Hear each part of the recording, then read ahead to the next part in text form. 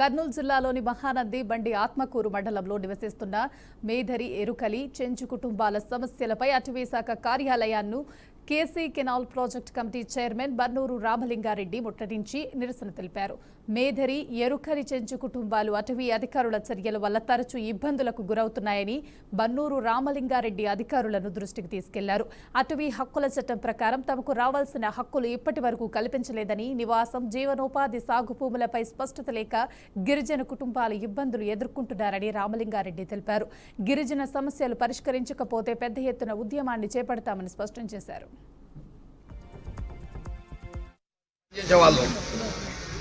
మొత్తం కాన్స్టిట్యున్సీలో వాళ్ళ పరిస్థితి ఏంది మీకు కూడా తెలుసు, వాళ్ళకు వేరే ఉంటే తెలుసు. కూడా సొసైటీస్ అనేది ఎందుకు పెట్టడం లేదు? మా లారీలు పంపించేలాక పైన ఇప్పుడే కడతాము. మా లారీలు పంపించేలాక మేము ఎన్నించుకోము.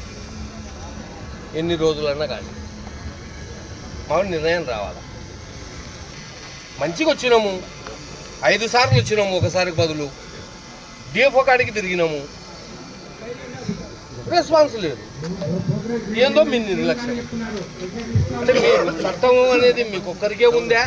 ఇంకా ప్రజలు బతకాల్సిన అవసరం లేకుండానే ఉందా? ఎన్ని రోజుల నుంచి ఎట్లా పంపించినారు లారీలు? ఈరోజు కొత్తగా ఏమన్నా పోతున్నాయా? గత గవర్నమెంట్లో జరగలేదు.